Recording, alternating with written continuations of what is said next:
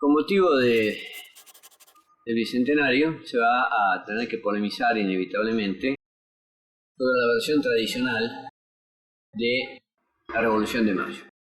La versión tradicional que se debe a Mitre. Mitre inventa una historia en sus dos libros principales, la biografía de Belgrano y la biografía de San Martín, según la cual la Revolución de Mayo es una revolución separatista, anti-española, independentista.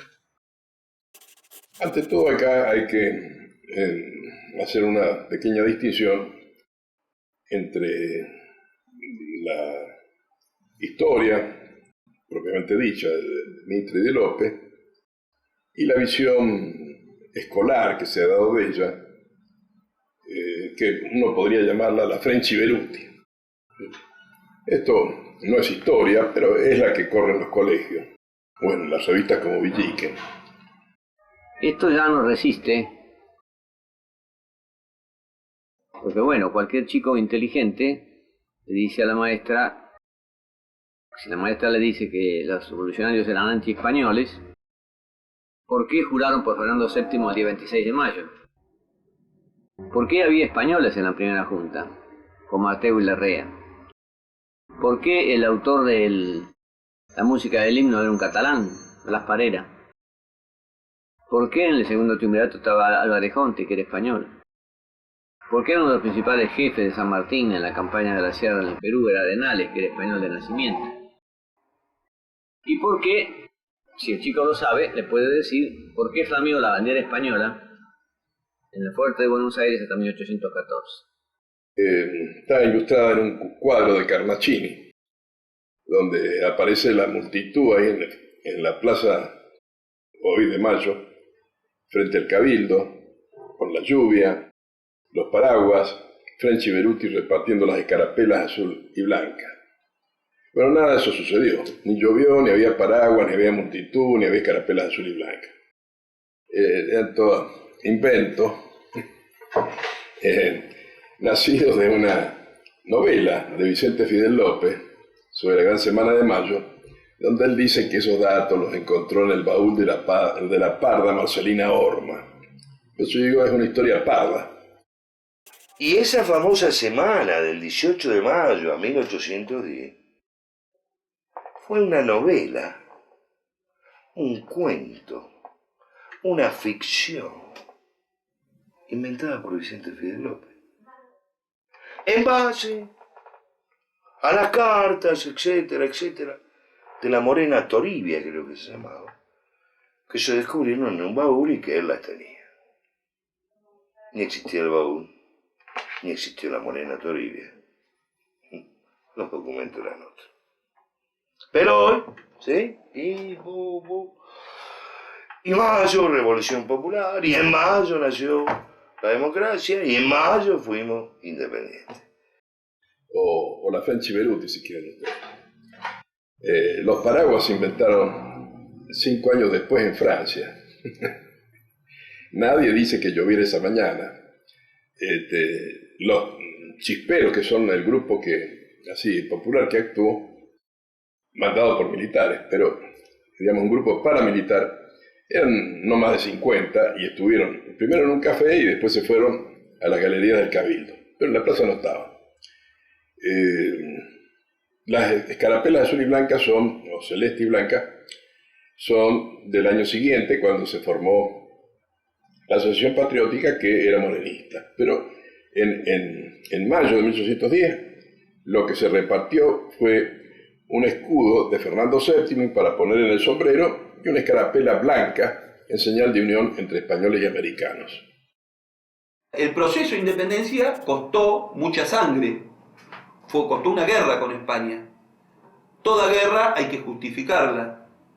Y esa justificación implicó falsificar la historia. Y se miente sobre Mayo. Ahí viene el tema de la leyenda negra sobre Mayo. Sobre Mayo y sobre todo lo anterior a Mayo. Todo el periodo hispanoamericano.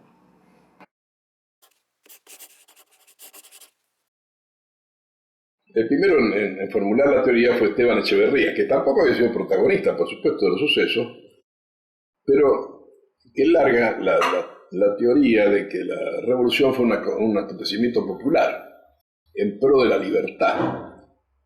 Y entonces Mayo es presentado como la libertad. ¿Qué es Mayo? La instalación de la libertad.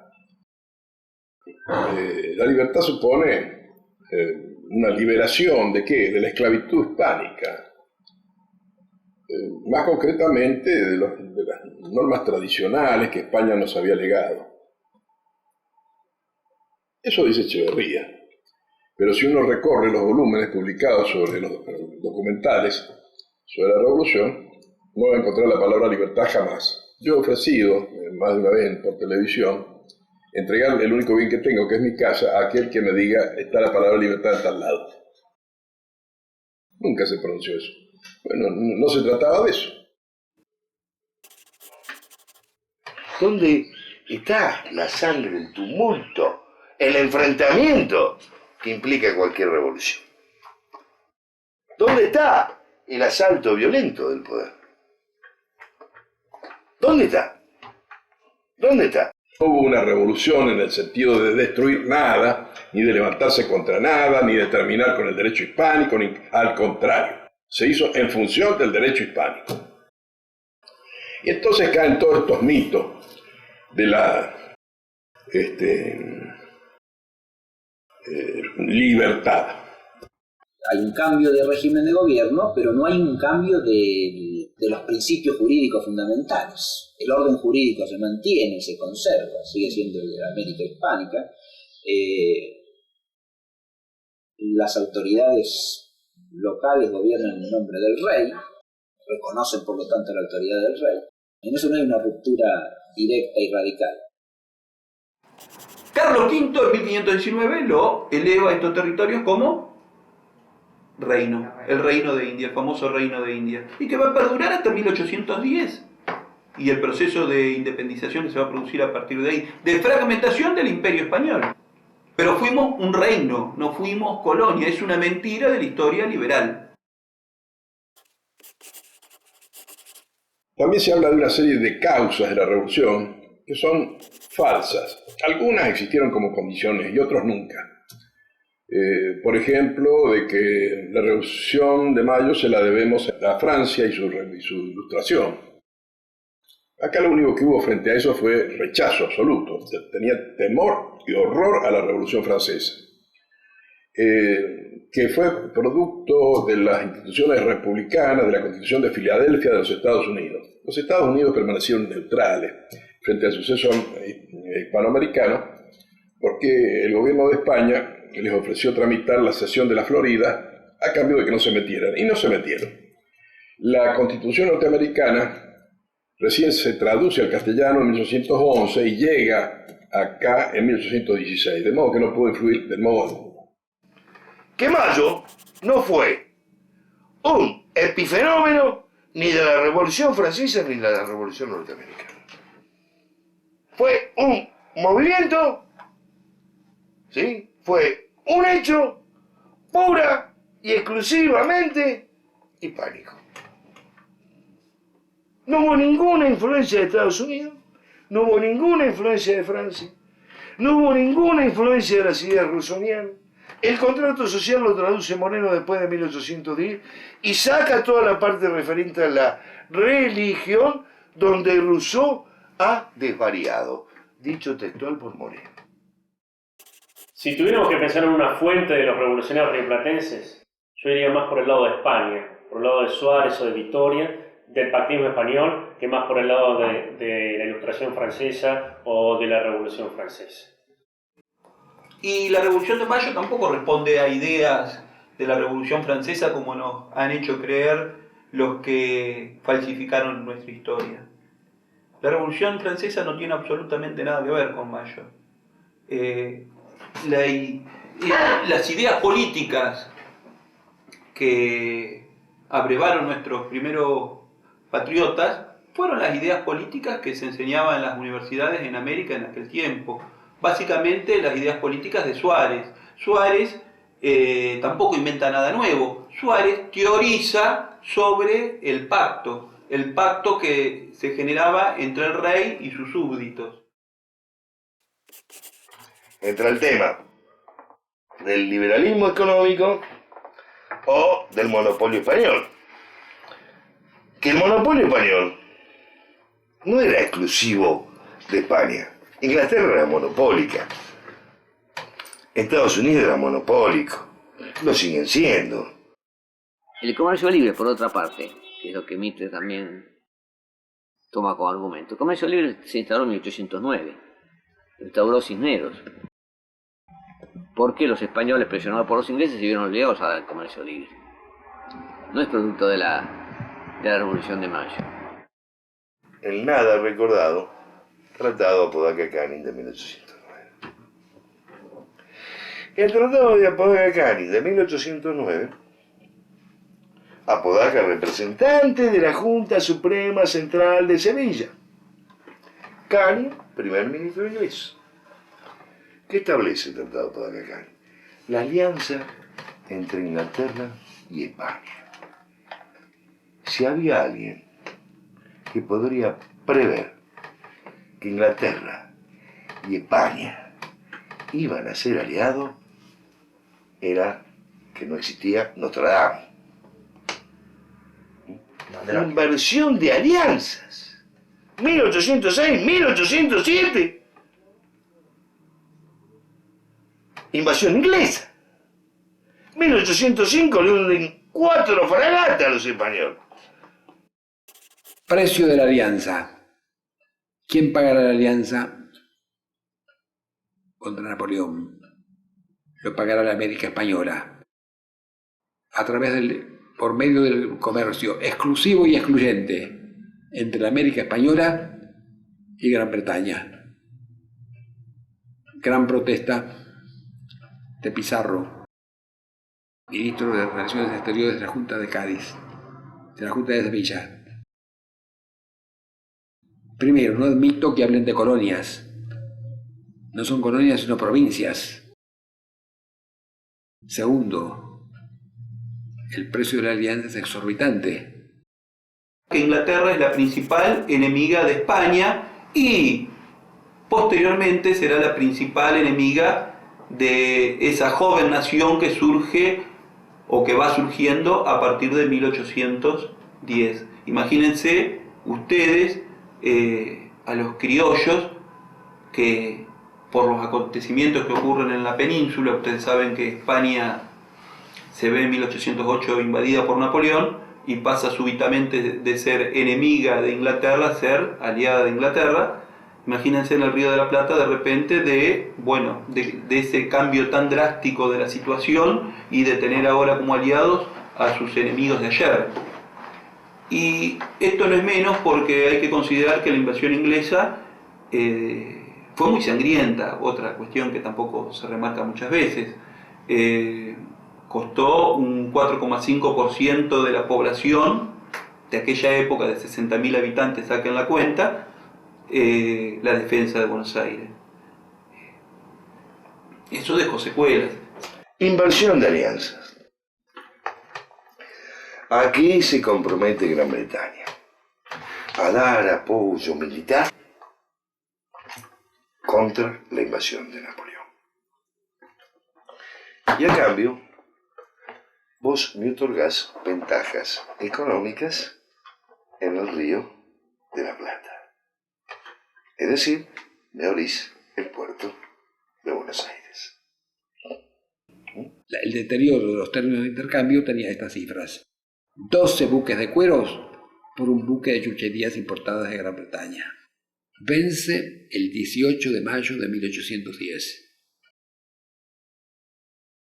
El 18 de mayo de 1810, los ingleses tenían que irse para siempre. Pero ¿qué ocurre? El 18 de mayo de 1810 llegan 3 fragatas británicas: la Mistletoe, la Mutin y la Pitt, y en forma silenciosa dirigen sus cañones contra Buenos Aires. Se disputaron en territorio español el predominio, la hegemonía entre Francia e Inglaterra. España no fue más que el territorio de la lucha. Esto se llama la crisis del Imperio Español, porque España venía retrocediendo desde su época gloriosa de Felipe II y había concluido en una gran decadencia en tiempo de los Borbones. Pero se precipita la crisis por motivo de que en 1808 se produce el motín de Aranjuez de Fernando VII contra su padre Carlos IV, la intervención del general Murat en Madrid, pedida por María Luisa de Borbón-Parma, Napoleón que lo cita a Bayona, Fernando que abdica en su padre, el padre que le entrega a Napoleón, Napoleón que instala a su hermano José I Bonaparte, resistido por gran parte de la población española. Esa es la causa, la crisis del Imperio Español. Esa resistencia que se manifestó en el sur, sobre todo por el apoyo que desde allí le dieron las tropas inglesas, fue siendo hostigada por Napoleón y tuvo grandes derrotas, sobre todo en la caída de Sevilla, donde había estado instalada la Junta Central llamada de Sevilla, que se refugió en Cádiz a comienzos de 1810. Y estos miembros de la Junta Central, huyendo, se metieron en un islote que había allí, la isla de León. ¿Por qué? Porque de acuerdo al avance de la tropa de Napoleón, iba corriéndose cada vez más al sur y estableciendo sedes en distintos lugares. Napoleón, la fuerza de Napoleón ocupan toda España. ¡Brum! Esta junta queda en la isla de León. La isla de León. Y entonces ahí esta junta, para lo cual no tenía derechos ni los poderes, crea un consejo de regencia de 5 miembros, al cual se desconoce en España y al cual se desconoce acá. Entonces las noticias que llegan es que ha caído la Junta Suprema Central de Sevilla y que se ha creado un consejo de regencia. Y ahí se querían meter los buques ingleses que son los que protegían a Cádiz. Pero antes de eso, el vicecónsul inglés, John Auckland Frere, le dice: se van a embarcar si acá nombran un consejo de regencia. Y después se van ustedes. Y sí, pero ¿quiénes? Bueno, yo los voy a ayudar. De los 5 que tienen que nombrar, les doy 4 nombres. Ese fue el consejo de regencia. La Junta Central no tenía autoridad para nombrar ningún consejo de regencia, menos Auckland Frere. La península totalmente ocupada por los franceses, y entonces había la disyuntiva entre el inglés a través del Consejo de Regencia o el francés a través del monarca José I Bonaparte. Y en América se fue leal a la monarquía tradicional española, se fue leal al juramento que se había prestado a Fernando VII. Cuando los ejércitos franceses avanzan sobre España, el pueblo se insurrecciona el 2 de mayo de 1808 y toma la figura de Fernando VII, que está detenido por Napoleón, junto con su padre, lo toma como una bandera. Entonces la Junta Central de Sevilla gobierna a nombre de Fernando VII, la Junta de Cádiz también, y hay una declaración de la Junta Central de Sevilla dirigida a América, donde les dice, en 1809, las tierras de América son provincias, iguales que Galicia, que Andalucía, que Castilla. Y hay una declaración de la Junta de Cádiz donde dice: los americanos deberían eliminar a los virreyes y hacer como nosotros, gobernar conjuntas. Y se hace lo que se había hecho en España, se hacen juntas. La gente en la Plaza de Mayo gritaba, la poca gente que hubo gritaba, juntas como en España, queremos juntas como en España. Y de hecho se dieron juntas como en España. Y no solamente ocurrió en Buenos Aires. Antes que en Buenos Aires se dio en Venezuela, en Colombia, luego en Buenos Aires, más tarde en Chile. Fue un movimiento generalizado en todo el reino. En todas estas divisiones administrativas del Reino de Indias, de lo que llamamos América, se planteó la misma doctrina, es decir, acá, si el reino está, nadie más nos puede gobernar. Máxime, que como lo dijo don Cornelio Saavedra, al virrey Cisneros, la autoridad, esta supuesta autoridad del Consejo de Regencia, no tenía dónde asentarse, porque ni siquiera en Cádiz era reconocida. La Junta de Cádiz no la reconocía. Entonces, ¿qué era eso? Estaban en el islote de León. Por eso la frase de Saavedra: señor, ¿qué? ¿Los pescadores de la isla de León van a gobernar este inmenso imperio? Cuando lo entrevistan en la fortaleza, el 21 de mayo, Martín Rodríguez y Saavedra, que según algunos dicen, Cisneros estaba jugando al truco en la fortaleza, y además era sordo, el sordo Cisneros, porque había participado en la batalla de Trafalgar. Hombre ideológicamente juntista, ¿va? Y le dicen: señor virrey, usted tiene que renunciar, porque la Junta Suprema Central de Sevilla, que lo nombró a usted, no existe más. Su mandato caducó. Ante la ausencia del monarca, reasume el poder el pueblo a través de sus instituciones. Y la institución que toma importancia es el cabildo. El cabildo, no por nada, es la institución central de Mayo. Y en Buenos Aires tiene una mención especial. Hay que acá remontarnos a la invasión inglesa. La invasión inglesa mostró a las claras la inoperancia de la burocracia imperial y revitalizó una institución que por las reformas borbónicas había quedado prácticamente en el olvido, que es el cabildo. El cabildo es el que toma la defensa de Buenos Aires. Buenos Aires se defiende organizándose en torno a esta vieja institución de la cristiandad que es el cabildo, institución forjadora de nuestra América. Hecho que se está olvidando en la historia argentina. 12 de agosto de 1806, la Reconquista. Se derrota al ejército inglés, a Belfort y al famoso ejército de la Unión Jack escocés, el famoso Regimiento 71, cuyo banderín de guerra está acá en la Argentina. Que incluso en 1982, cuando en Malvinas, Margaret Thatcher pidió la devolución de ese estandarte. 2 días después, 14 de agosto de 1806, ¿a qué se convoca? Al Congreso Constituyente, es decir, al Cabildo Abierto. El primer Cabildo Abierto inmediato, antecesor del 22 de mayo, fue el 14 de agosto. Lo cual me demuestra que hay toda una continuidad de tradición histórica y legal, tradición histórica y legal.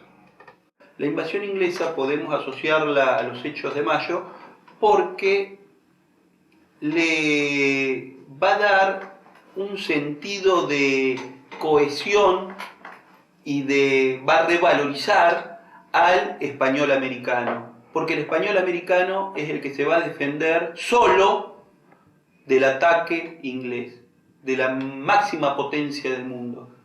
Y eso le va a dar fuerza, vigor y sentido de pertenencia y de autoestima al español americano. Pero lo que está en el imaginario popular es que el Cabildo Abierto fue solicitado, y lo digo entrecomillado, por los patriotas. No, señor. El Cabildo Abierto lo solicita Cisneros. Que también en la historia oficial se nos dice que fue una petición de los patriotas, del grupo civil y militar. No fue de ellos, fue un invento de los asesores del virrey, para demorar, para ver si daban vuelta las cosas. Porque decían ellos, si invitamos a todos los vecinos principales, seguramente que vamos a obtener una votación favorable. Y estos, los patriotas, van a quedar en minoría. ¿Y quiénes votan a favor, en contra del virrey para sacar al virrey? Votan tipos que, según el propio virrey, no eran nadie. Eran tipos del común que se habían infiltrado en el Cabildo Abierto. Porque Donado, que era uno de los revolucionarios junto con French y Beruti, era el que estaba a cargo de la imprenta Los Niños Expósitos, y hace tarjetas de invitación truchas. Entonces se meten muchos tipos que no debían estar. Bueno, al respecto se ha hablado del fraude porque efectivamente Donado, que era el encargado de hacer las esquelas de invitación, hizo dos tipos de esquelas. Una con una flor de lis así y la otra con la flor de lis invertida. Esta otra se repartió entre los chisperos, gente que no estaba invitada, que no estaba en la lista de los que debían ser invitados. Y se metieron. Pero el asunto fue otro. El virrey estaba haciendo su fraude. Y entonces, para asegurarse la buena votación, había ordenado que el regimiento de fijos, que le era leal, cubría las 4 entradas a la plaza. Y viera ahí entonces quién entraba, cuál entraba. Si veían un patriota afuera. Resultó que no pudieron entrar los fijos y entraron los patricios, que era todo lo contrario, el regimiento que encabezaba la revolución. Entonces lo que hicieron, llegaba un sujeto que ellos lo tenían marcadito como funcionario, como partidario del Partido de los Funcionarios, a su casa, señor. De ese modo consiguieron que la presencia en el Cabildo fuera contraria a lo que el virrey pedía. Es decir, que estos españoles americanos, Saavedra y Castelli, ¿sí?, se entrevistan con un español europeo y comienza una lucha por el poder. ¿Quién representa acá el poder del monarca? Pero al monarca no lo sacamos. ¿Quién está en condiciones acá, en mejores condiciones, de conservarle el poder al monarca? Porque había 4 partidos. Uno, el de los funcionarios. Querían quedarse, naturalmente, como siempre sucede con los funcionarios, presidido por el virrey. Otro, el de los patricios, y el partido que giraba en torno al regimiento principal, y cuyo jefe era Saavedra. Pero había militares y civiles también ahí, por ejemplo, Darregueira. El partido de los letrados, es decir, de los abogados, que era el grupo civil más considerable, presidido por Castelli. Y Belgrano, que actuaba de nexo entre los dos partidos porque era también capitán honorario de Patricio. Y el partido de Álzaga. Don Martín de Álzaga había sido el alcalde de primer voto en Buenos Aires, que había gestionado la defensa en 1807 y tenía un enorme prestigio. Él quiso instalar la Junta en 1809, fracasó y quedó muy resentido. En ese partido, de una manera más o menos oculta, militaba Mariano Moreno y Leiva, que era, como dije, el hombre más importante. Los acontecimientos anteriores a mayo, por ejemplo la sonada del 1 de enero de 1809, muestra realmente quién tenía el poder en Buenos Aires. Y el poder lo tiene don Cornelio de Saavedra, jefe de patricios. Ante los acontecimientos de un grupo de españoles peninsulares radicados en Buenos Aires, liderados por Álzaga, que quisieron hacer un movimiento juntista en 1809, también al modelo español, Saavedra no está de acuerdo. Saavedra no está de acuerdo, apoya al virrey Liniers, que también fue un gran héroe de la lucha contra el inglés, y muestra en ese acontecimiento que él es el que tiene el poder. Y Saavedra dice la famosa frase, las brevas aún no están maduras. Y en 1810, cuando lo considera necesario y ya la situación así lo permite, no solamente dice que las brevas no están maduras, sino que es hora de tomarlas y no perder un minuto, ¿no? Y se produce mayo de 1810. Él es el que tiene realmente el poder. Es el verdadero héroe de esa jornada. Saavedra es el hombre importante de la revolución, porque es el hombre que decide de qué lado van a estar los patricios o no, de qué lado va a estar el ejército. ¿Va a apoyar a la revolución o no va a apoyar a la revolución? O no va a hacer nada, como también fue discutido por la historiografía posterior. Bueno, Saavedra es el que decide que se apoya a la revolución. Saavedra es también el hombre que piensa el territorio no en función de Buenos Aires nada más como Moreno, sino que piensa inmediatamente en hacerlo más legítimo enviando diputados del interior. Y es el primero que tiene la idea, no en la primera junta, sino en la junta grande. Es también Saavedra la persona que dentro de Buenos Aires tiene más apoyo popular. Es el líder. De nuevo, la historiografía no ha sido justa con él y lo acusan de populista. Yo creo que es un líder popular más que populista. Es el líder que puede movilizar a los orilleros de Buenos Aires, es el líder que puede movilizar a las tropas. Además, Saavedra es un tipo de prestigio, ¿no es cierto? Un tipo con mucho arraigo popular. Hay que revisar esa historia de Moreno venciendo a Saavedra en el consenso de la memoria argentina. Moreno era un hombre de las luces, era un hombre de porteño, era un universitario. Saavedra era un hombre del pueblo, de la tierra, había nacido en Potosí, había tenido un magnífico desempeño en las invasiones inglesas, tenía un gran prestigio entre la gente, como se vio en la pueblada del 6 y 7 de abril, en que salió el pueblo para defenderlo del inminente golpe del morenismo, ¿no es cierto?, de la sociedad patriota. Yo he arriesgado algo que me parece que necesita más desarrollo y decir que Saavedra, porque Saavedra es el que convoca a las provincias a incorporarse a la Junta, es el pionero o el antecesor, diríamos, el anticipador, para decirlo mejor, del federalismo. Moreno lo es, de alguna manera, el unitarismo. Además, el pueblo del que se habla, del pueblo sí se habla, pero no de la libertad, son los pueblos, los cabildos, las ciudades con cabildos como Buenos Aires. Porque en el cabildo de Buenos Aires se dice, bueno, que no quede duda que son los pueblos los que tienen la autoridad. Sí, le dice el fiscal Villota, son los pueblos, pero no solamente el pueblo de Buenos Aires, sino aquellos otros del virreinato que también tienen sus cabildos. Entonces esperemos a que todo, bueno, era una linda argumentación. Le pidieron a Castelli que la volviera a contestar, no puedo contestarla porque es verdad. Ahí desde el punto de vista jurídico hay una anomalía evidente, ¿no? Es decir, el cabildo como autoridad local no tenía derecho ni potestad alguna para tomar una decisión que afectase al conjunto del virreinato. El cabildo era una autoridad de la ciudad de Buenos Aires. Ni siquiera de la provincia, porque en la provincia de Buenos Aires había más cabildo. Estaba el de Luján, por ejemplo. El cabildo es una autoridad local. Entonces surgió este paso, que era un leguleyo, un picapleito nada más, y encontró el expediente justo. Dijo, bueno, mire, vamos a hacer una cosa. Efectivamente, el gobierno definitivo va a surgir de todos los cabildos, pero ahora hagamos el gobierno provisorio nomás. Y entonces le pidieron a Villota que contestara, y se puso a llorar. Dice, no puedo contestar eso. La Junta, el nombre oficial que tiene es Junta Provisoria de Gobierno a nombre de Fernando VII. Claro, se argumenta que estaba la máscara de Fernando, que existía acá una máscara de Fernando, otra invención de la historia oficial. Existía la máscara de Fernando. No había ideal de separación.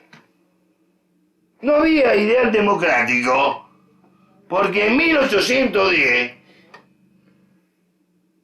que busquen y que me digan, ¿Qué sistema republicano había? ¿Qué sistema democrático había? La única forma de gobierno que se concebía y que estaba aceptada ideológica y doctrinalmente era la monarquía. La monarquía parlamentaria, como en Inglaterra. En 1810, ¿quién estaba gobernando Francia? El emperador Napoleón. Que acá fue una genialidad. Alguien se le ocurre decir, bueno, lo que pasa es que se juró por Fernando VII, pero eso fue una máscara. Fue la máscara de Fernando VII.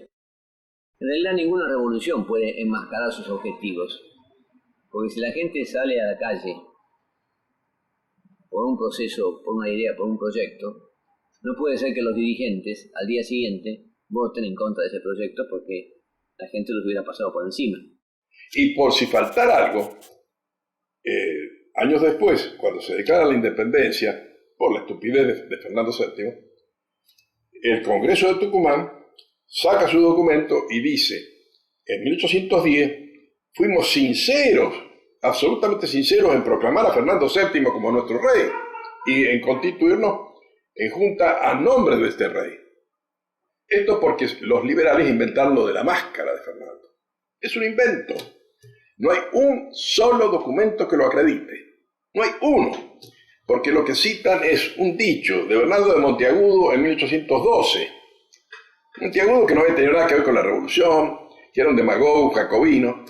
Ese es la única prueba de la máscara. Que tampoco es una frase tan clara, ¿no? Porque él le echaba en cara a la Junta que siguiera siendo monárquica. Lo siguió siendo hasta 1820, el gobierno monárquico. Terminó en 1820 el sistema monárquico en la Argentina. En cambio, yo he puesto ahí en el tomo segundo de mi obra 50 documentos donde la Junta de Mayo se declara monárquica, que a nombre del rey don Fernando, su absoluta fidelidad al rey, y protesta de su sinceridad. ¿No? ¿Y qué pasa con toda esa documentación? Nada, hay que ignorarla. Entonces no hubo tal máscara de Fernando VII, porque resulta que en Chile juraron por Fernando VII también. En México juraron por Fernando VII.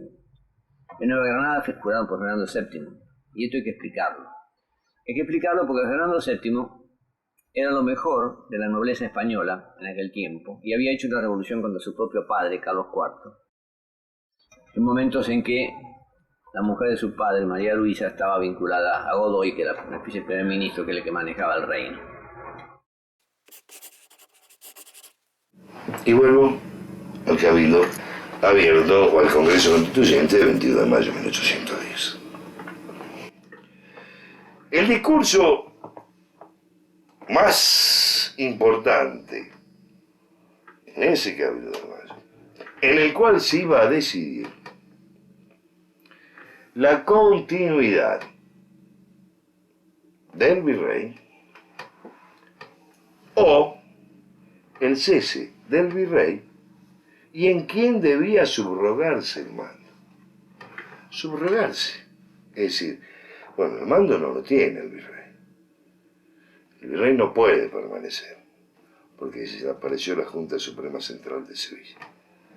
¿Quién se va a hacer cargo del gobierno en nombre de Fernando VII? En nombre del rey que está cautivo.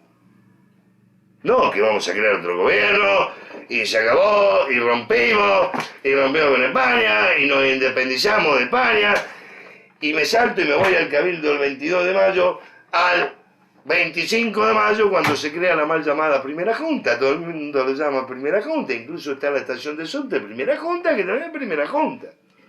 No es la Primera Junta, primero porque hubo una junta el 24 de mayo de 1810 presidida por Cisneros, integrada por 5 miembros.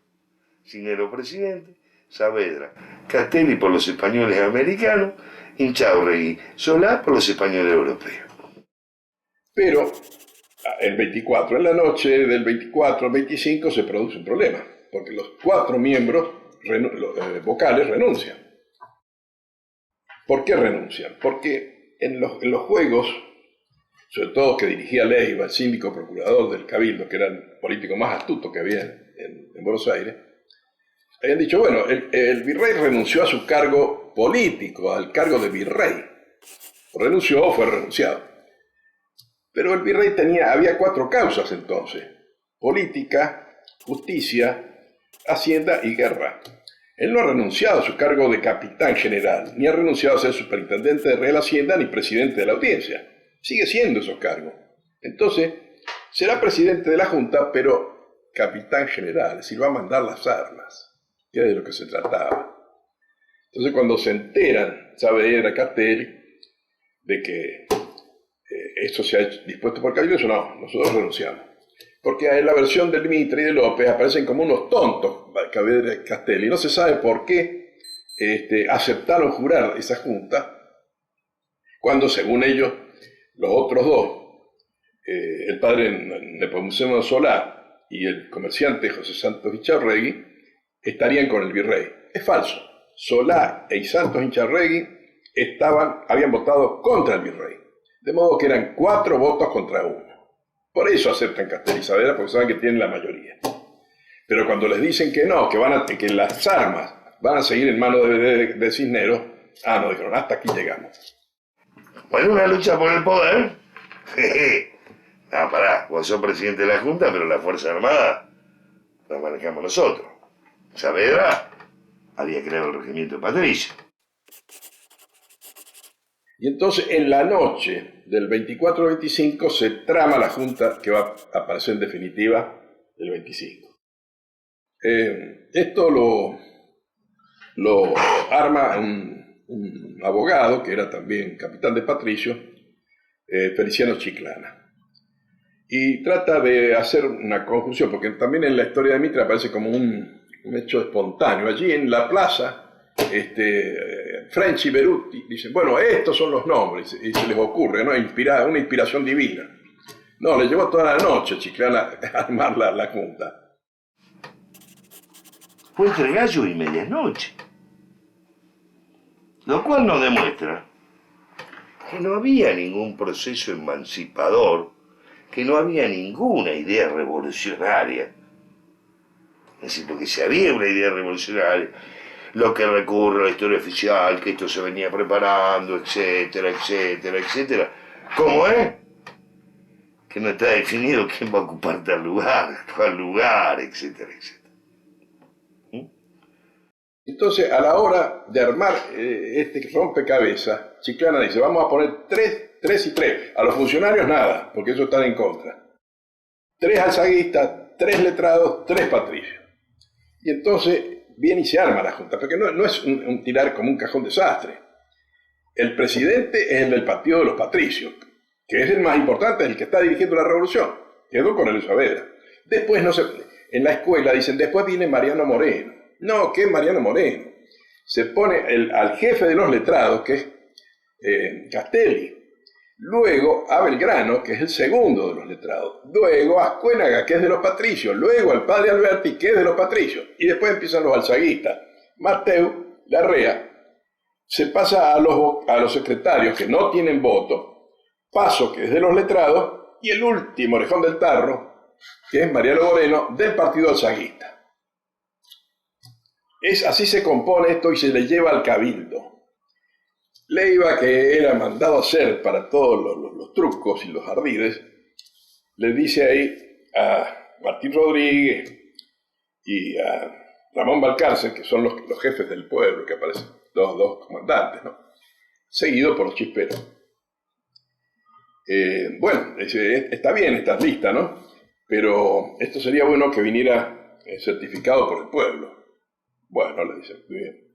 Se van al regimiento de patricios y allí hay un joven, se conoce la letra ahora, ¿no? De Pombo de Otero, que es el subteniente que escribió la petición.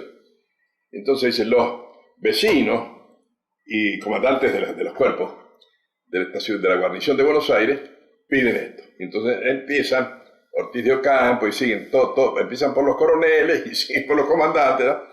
Hay 270 militares que piden en nombre del pueblo de Buenos Aires que la junta esta se la llevan a Leiva. Y Leiva dice, bueno, está muy bien esto, leía, había milicos y frailes, porque ponen a 19 frailes ahí también. Lo que faltaban era el pueblo civil. Entonces, dice, bueno, pero que vengan acá a la plaza a testimoniarlo. Les seguía poniendo piedra. Entonces van y tratan de encontrar a alguien que vaya. Bueno, están los chisperos, pero son poquitos. Entonces Leiva, que sabía cómo eran las cosas, sale al balcón ahí, a la galería, mira y no ve casi a nadie. Y dice, ¿dónde está el pueblo? ¿Dónde estaba el pueblo? ¿Dónde está el pueblo? Es el título del libro de Marfani. ¿Dónde está el pueblo? El 25 de mayo. ¿Cuándo sale? ¿A qué hora sale el síndico Leiva? ¿Sí? A leer la conformación de la Junta. A las 3 de la tarde. ¿Qué respuesta recibió?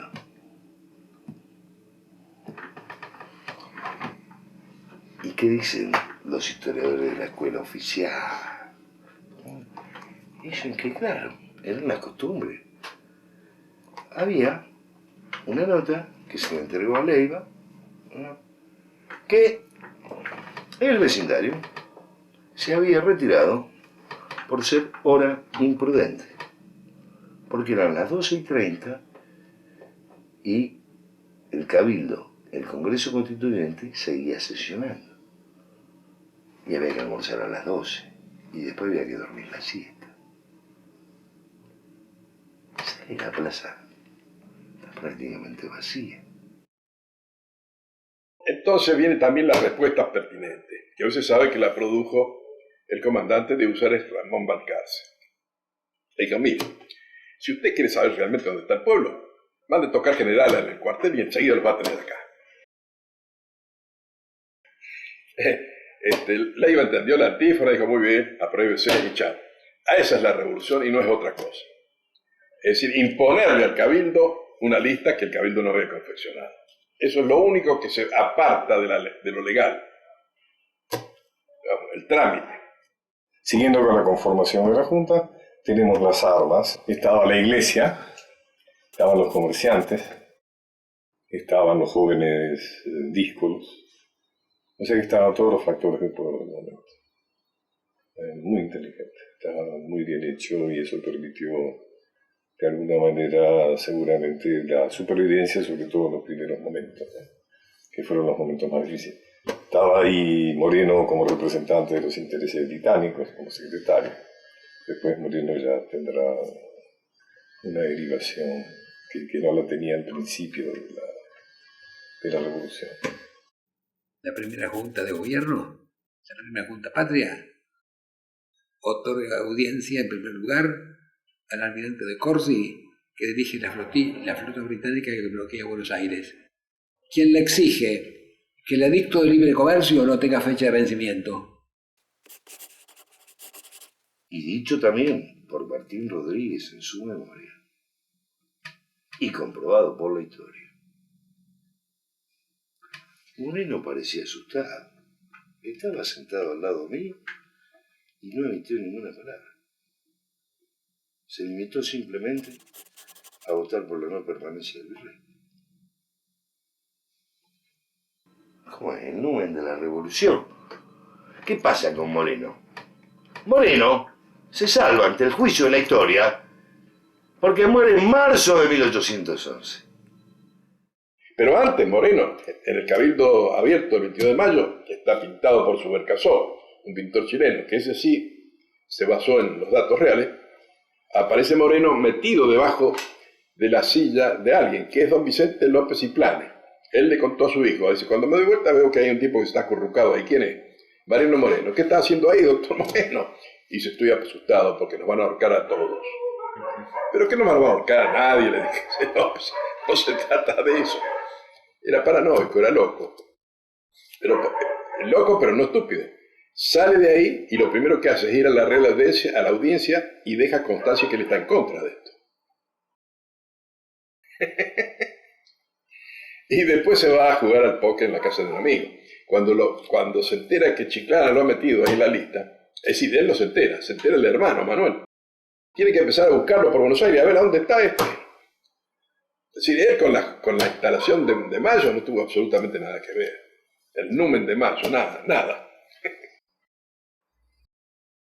Moreno pasó como un pistoletazo en la historia argentina. No, una figura fugaz. Esto no es contra Mariano Moreno. Esto es, fundamentalmente, contra los que convierten a Mariano Moreno o a cualquier otro personaje histórico en prócer, en prácticamente un extraterrestre, no un hombre de carne y hueso. No un hombre que escribía con pluma de ganso y tenía la cara picada de viruela. Y el famoso tema de Morenista y Saavedrista en la primera junta no existe. Había un Saavedra y un Moreno. A lo sumo había un morenista y un saavedrista que estaban enfrentados por razones personales, por razones de procedimiento y por lucha por el poder. El morenismo no existió. No tuvo tiempo de formar grupo de opinión, no tuvo tiempo de hacer doctrina. Saavedra tampoco. Actuaban de acuerdo a lo que se iba presentando. Termina renunciando Moreno a la Junta, porque Moreno le manda el decreto de supresión de honores porque no lo dejan entrar en la fiesta del regimiento Patricio que estaban celebrando la batalla de Suipacha, para que Saavedra no lo firme y ahí entonces, levantar a los otros vocales. Saavedra se lo firmó. Hábilmente, políticamente, se lo firmó. Fue el último intento de Moreno de tener el poder. Al mes, cuando se vota a favor o en contra de que los diputados del interior se incorporen, el único que votó en contra fue Moreno. Como no triunfó su postura, renuncia a la Junta Grande, al gobierno, a todo. Y en marzo de 1811 va a Europa, acompañado de Tomás Hitler y de su hermano Manuel Moreno, quien estuvo a su lado durante todo el viaje. Las declaraciones de Manuel Moreno, las memorias de Manuel Moreno, el hermano de Mariano Moreno, echan por tierra el famoso asesinato o el famoso crimen de Moreno. Y paradójicamente estaban en alta mar, no podían dejar el muerto, ya saben, por razones sanitarias, y es tirado al mar envuelto en la bandera inglesa. Uno va viendo cómo se ha tergiversado todo esto. ¿Para qué? Para crearle, como pretendía Esteban Echeverría, una falsificación histórica. Es decir, que en Mayo, ellos emplean a Mayo con mayúscula, sea igual a la libertad. Es decir, que el liberalismo quede asentado como cimiento de la República Argentina. Eso es lo que buscaban. Estábamos condenados a ser liberales. ¿Cómo? Porque en nuestro nacimiento lo fuimos. Es decir, es falso, de falsedad absoluta. El nacimiento de la Argentina, de la primera junta, autónoma nada más, la Argentina como tal, con su independencia, empieza el 9 de julio. Mayo es autonomía, julio es independencia. El nacimiento de la primera junta de gobierno propio se hace conforme a toda la tradición hispánica. No hay ruptura de ninguna especie allí. Acá no hubo una revolución. Hubo un movimiento autonómico y hubo una lucha por el poder. Junta que se hizo, precisamente hay que ir al documento del 27 de mayo, emanado de la propia Junta, donde se dice que para preservarnos de que no nos vayan a entregar a aquellos de la regencia a los franceses o a los ingleses, que son los que están peleando en España, y nosotros no queremos saber nada con ninguno ni otro. Nada de que la libertad ni cosas por el estilo. Para preservar la religión católica, para preservar las costumbres, para la seguridad de la gente. Ahí están enumeradas todas las causas por las que se instala la Junta de Mayo. Ese documento, que es fundamental, es omitido siempre. Está ahí en el registro oficial de la República Argentina. Y por otra parte, ¿qué lo dejan pasar? ¿Qué decían las invitaciones, de las cuales se imprimieron 600 esquelas? Todo demostrado documentalmente por Marfani en 1948 y luego en su segunda edición en 1961 del Cabildo de Mayo. Y Marfani, integrante de la Academia Nacional de la Historia.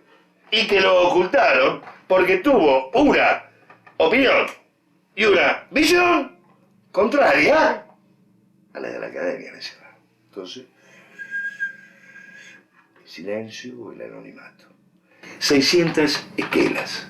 Se repartieron 450. Y asistieron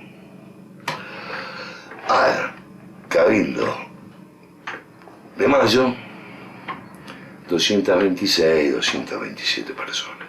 257, creo. 257 personas. La democracia, el origen de la democracia, el origen del pueblo argentino. Moreno y Castelli, y luego Rivadavia, que van a tergiversar la Revolución de Mayo, van a incitar contra los españoles. Y ahí se crea el problema totalmente gratuito, porque no era a los españoles como tal, sino el Consejo de Regencia que estaba en Cádiz el que quería mangonearlo. Y a ese había que contestarle. Una nación que en lugar de nacer con reconocimiento y gratitud hacia su herencia propia, nace rechazándola, ya tiene un nacimiento complicado, ¿no? Y no se puede partir del desprecio de las propias raíces. Uno las puede criticar, puede procurar mejorarlas, puede corregirlas en algún respecto, pero despreciarlas absolutamente es un error y es una falta, ¿no? Es una falta moralmente y un error intelectualmente, las dos cosas, ¿no? Y la novela y la anécdota reemplazaron a la historia. Por eso acá la novela y la anécdota no pueden crear una prognosis del futuro. Forman parte del imaginario escolar. Forman parte de la tergiversación de la historia. Forman parte de la institución del procerato. La declaración del 9 de julio de 1816 dice: las Provincias Unidas en Sudamérica se declaran independientes. Esto es lo que hay que lograr. Entonces, la unificación de todos los que habitan en América Latina y la consolidación de una patria grande. Cuando en muchos de los participantes de Mayo había un espíritu claramente americanista, una clara convicción de lo que hoy llamaríamos la patria grande, ¿no? Que sufrió, por supuesto, los embates muy eficaces y muy crueles del Foreign Office, que se propuso desgarrar, ¿no es cierto?, la América, y, por ejemplo, nosotros nos hemos partido en cuatro países, ¿no es cierto? Entonces, modificar la visión mitrista de la Revolución de Mayo, mostrarla como un movimiento latinoamericano, por esas vueltas que tiene la historia, imprevisible, por eso es femenina, según dicen los machistas, se da en este momento en que estamos en camino de la Unión Latinoamericana, donde casi toda Latinoamérica hay una conciencia de que hay que unificarse, que hay que hacer el Mercosur ampliado, que hay que hacer un Banco del Sur, que hay que hacer una empresa energética latinoamericana. Eso no es oportunismo, es volver a la nación, porque la nación es un conjunto de hombres y mujeres que hablan un mismo idioma, que viven en un territorio continuo, que tienen antecedentes históricos compartidos. Dorrego estuvo en la Revolución Chilena, por ejemplo. San Martín, general argentino, general chileno y general peruano. Bolívar era venezolano, colombiano, sí era la Gran Colombia. ¿Cierto? La Gran Colombia que incluía Ecuador y incluía Panamá. Entonces, todo esto es una patria grande, por lo sostuvo Manuel Ugarte, por ejemplo, lo sostuvo José Ingeniero también, de que tiene su futuro en la unificación. para tener una presencia mundial y poder tener una economía más poderosa y poder realizar las transformaciones sociales que urgen para terminar con la dependencia, con la miseria, con el analfabetismo y todo, ya sabemos.